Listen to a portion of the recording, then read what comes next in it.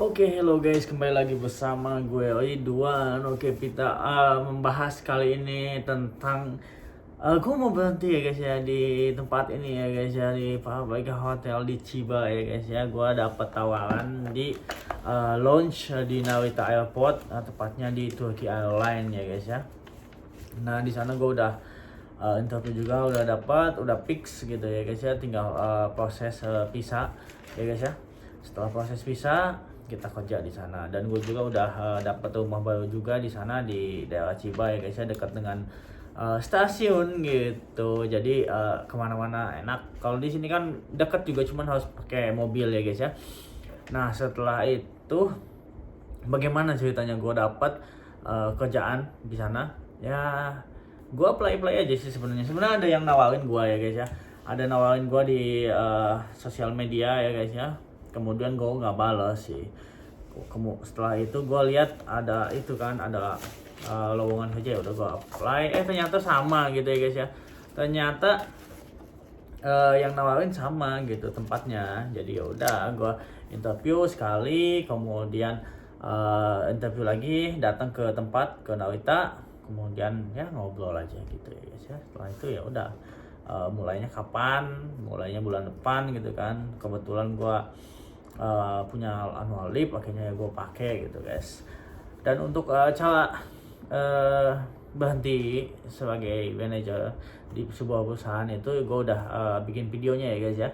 Udah bikin videonya di video sebelumnya, jadi kalian bisa tonton di situ. Nah, jadi sebelum itu gue udah bikin surat gitu kan, bahwa gue berhenti pada tanggal segini gitu guys. Kalian mesti spare sebulan sih ya guys ya, mesti spare sebulan. Oh ya, kayak gini. Nah, kayak gini. Nyala lampunya. Kayak gini dia suratnya ya, ada tulisan kayak gini lah pokoknya. Nah, kayak gitu, ada tulisan gini. Udah masukin ke amplop. Kalian ngobrol sama manajer outletnya, atau misalkan owner. Kalau gue sih owner ya guys ya, langsung ke ownernya. Nah, diskusi alasannya apa dan bagaimana. Biasanya kalau misalkan berhenti itu, dia akan push kalian supaya tetap bertahan di sini gitu, jangan sampai keluar gitu ya. Dia akan mungkin nambahin gaji kalian atau apalah gitu kan, gue nggak tahu. Nanti biasanya dia ngasih tambahan kalau misalkan alasannya gaji, kemudian suasana dan lain sebagainya. Itu kan kalau itu susah ya ditanganin, mungkin dia akan bilang ya udah, jadi kalau harus gini. Sebelum keluar itu kalian nggak bisa langsung keluar gitu ya guys ya. Kalian selaku manajer gitu kan, kalian harus limpahkan ke yang lain gitu kan, atau ke manajer yang lain seperti itu. Akhirnya gua bikin ya guys ya, bikin data untuk semuanya ya, segini ya. Gue nanti akan kasih ke mereka supaya dipelajari. Setelah itu ya udah, akhirnya selesai gitu kan kerjanya dan lain sebagainya. Seperti itu sih, gampang sih sebenarnya.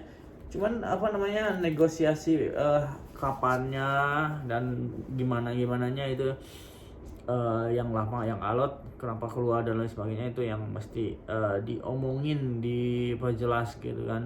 Tapi mesti tetap teguh ya, kalau misalnya kalian emang niat keluar ya udah keluar gitu ya guys ya. Kalau emang mau bertahan, biasanya kalau udah minta keluar, udah itu bertahan lagi itu gak bakalan enak sih menurut gue sih, sepengalaman gue gitu ya guys ya.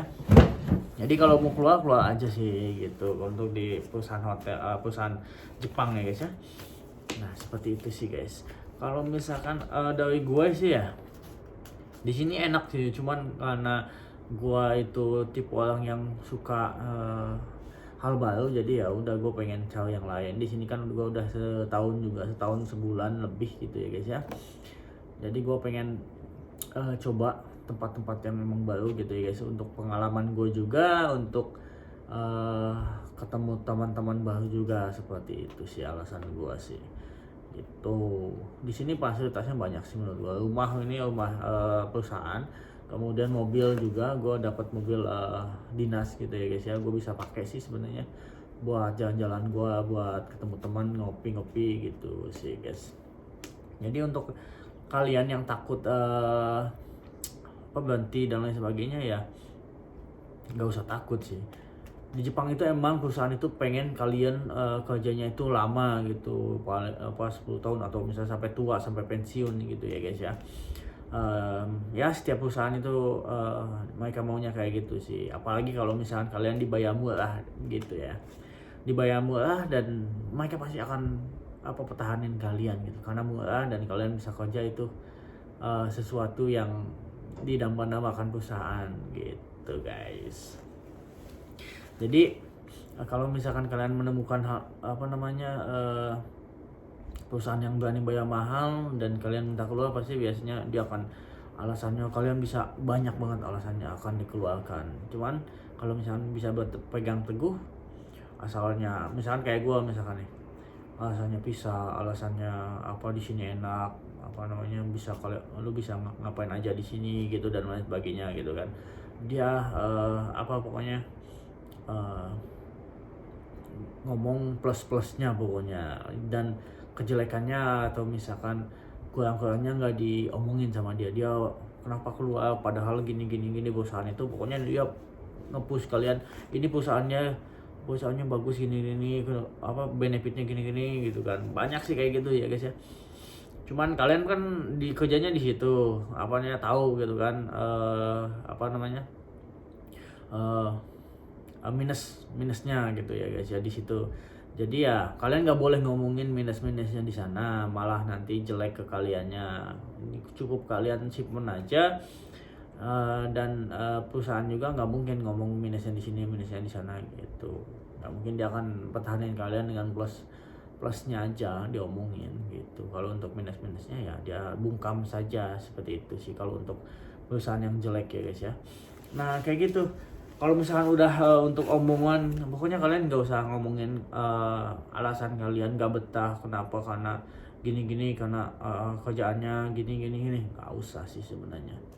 Supaya lebih gampang keluarnya, kalian ngomong aja pengen pengalaman yang baru, di sini udah lama,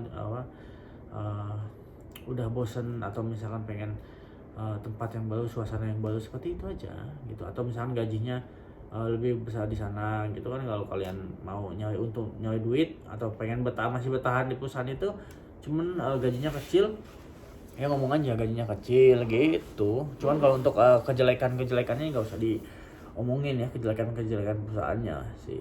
Itu nggak etis juga sih, kalian nyari duit di situ ngejelek-jelekin perusahaannya di situ ya, itu nanti jelek juga ke kalian gitu. Yang penting kan kalian udah kerja aja, kemudian mau keluar ya udah keluar ngomong gitu kan, jangan ngomongin kejelek-jelekan perusahaan.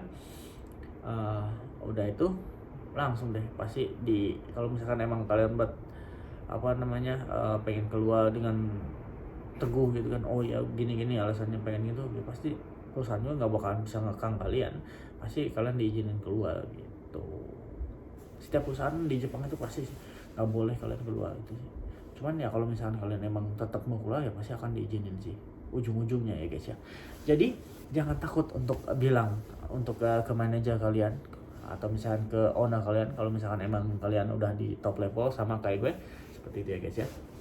Oke guys, untuk karena gue mau ke gawe juga, untuk video kali ini ya mungkin cukup sekian ya guys ya. Silahkan tonton di video-video sebelumnya kalau kalian nggak paham alur cerita video-video gue, karena gue selalu update kegiatan gue terkini gitu ya guys ya. Oke guys, see you di next video, bye bye, sampai jumpa lagi.